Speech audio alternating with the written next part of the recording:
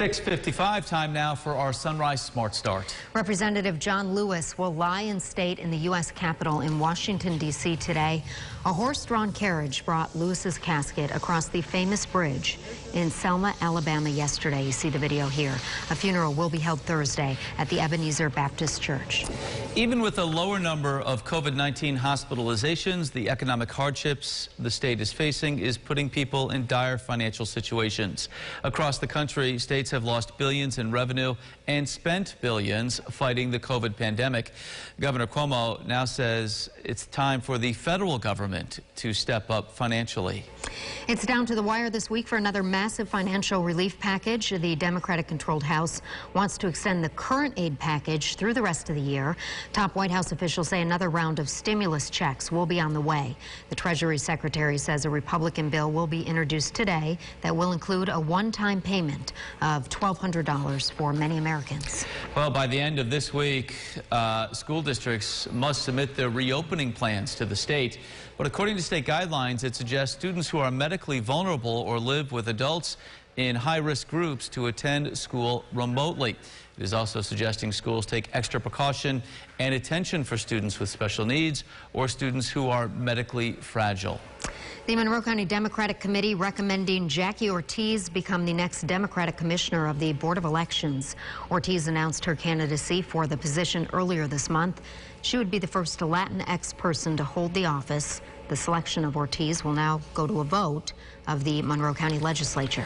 We are now 100 days away from the 2020 national election. A new poll shows more Americans believe the country is headed in the wrong direction. Data taken by the Associated Press shows 8 in 10 Americans say the country is not doing well. Just 32% support the president's handling of the COVID-19 pandemic. The poll also finds 62% say the economy has worsened since January. The company Fresh Express Incorporated recalling its bagged salad after a cyclospora outbreak left 37 people in the hospital. According to the FDA, more than 600 people have now become sick from the parasite linked to the bagged salad mixes.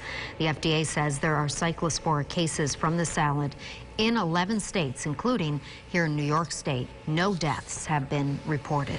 Well, now 30 years ago, the Americans with Disabilities Act became law across the nation. That act bans discrimination based upon disabilities and requires certain physical accommodations as well. The law allows for people who are disabled, including those mentally and physically disabled, to have access to things like sidewalk ramps and sign language interpreters. Advocates say moving forward, there's still a lot of work to do, especially when it comes to employment opportunities.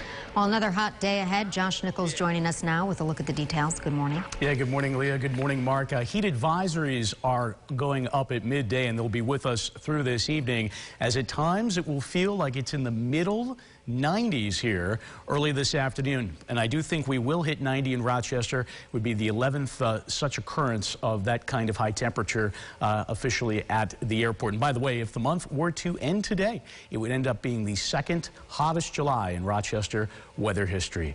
A lot of sunshine to cook up that thermometer a little bit here as we go through the day. You can see back to the west there are showers blossoming over parts of the upper Great Lakes, and there will be some thunderstorms popping as well, all courtesy of a cold front. That's a slow-moving front, and that's going to deliver not one, but 2 waves of showers and thundery downpours. They'll be widely scattered here for this afternoon, but then a more impressive round will come through with some pretty good soakings overnight tonight and into early tomorrow. Otherwise, the heat is on here for the day today.